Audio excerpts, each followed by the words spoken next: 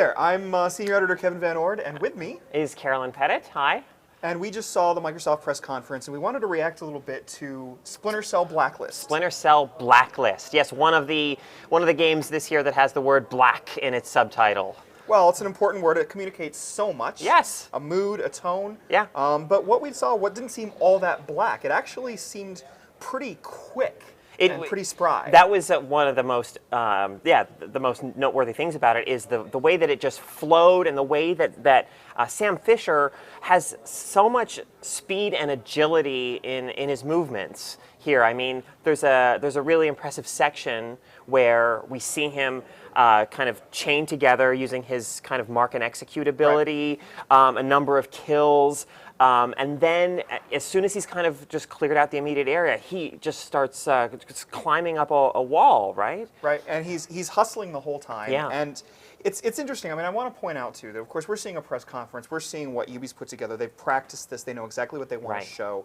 They want it to look impressive. Yeah. And some of the reaction that I've been seeing on Twitter and other places is, where is the stealth? Is this all about this speed, and is the game playing itself? And what are your thoughts on that? I mean, one of my concerns when watching it, I mean, it looked extremely cinematic and impressive, but I hope that when you are playing it and you're Sam Fisher and you're actually chaining together these kills and not being detected, that there's a sense of skill to it, and not just that his abilities are so great that you can just kind of do all this with a few simple button presses. You know, I mean, I want there to be tension, and there to be a real possibility of failure.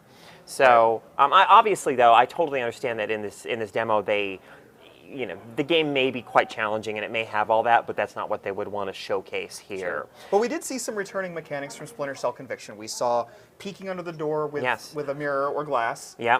We saw interrogations return. I just recall the one thing we didn't see is, unless I'm mistaken, is words projected on walls to kind of describe your next objective, right? Although I imagine that they'll return the I wonder if they will. I hope they do anyway. Yeah, because I mean, that was certainly a distinctive thing about Conviction. I wonder if they're maybe trying to move away from that, or if we'll see that come back. Right. But yes, I mean, I'm sorry, you mentioned the stealth kill. Yeah, you worry about, like, where is the stealth? Yeah.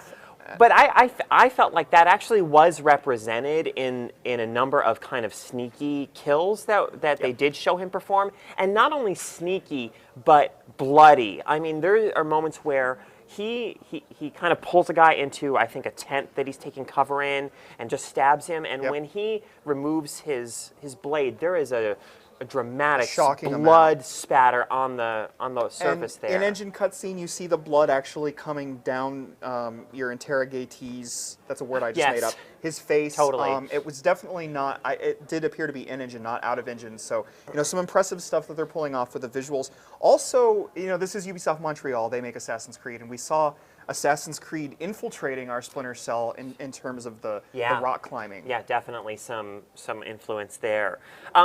There is a moment in the demo where Sam Fisher is hanging from a ledge.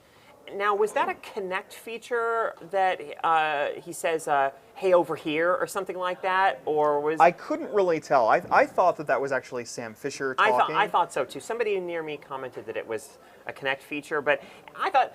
I suppose. I thought that was a nice little moment of comic levity, I mean, Sam Fisher, like, "Psst, hey, over here." Hey, yo, and he comes over, and you're able to pull off your kind of hanging kill there. Yeah. But, and I was also struck, for people that kind of say, hey, where's the stealth, where's the flexibility? If you do look closer at the level design, I mean, we saw, the game being played from somebody who was practicing, who knew exactly what he wanted to show. But if you actually look, you can see, in one spot, he rushes very quickly through the building and over to the other side and around cars using that, hopefully the same brilliant, cover system. And hopefully that's just an option, and maybe that's an environment in which you can kind of take cover and use in other ways. Yeah, it looked like there were definite possibilities. Ways to approach that situation. They were moving in different ways so that you didn't have to pull off the same maneuvers each time. You had a chance. And it did appear, looking at the level design, is probably a lot of different ways you can approach that stuff. One other thing I think we should comment on is that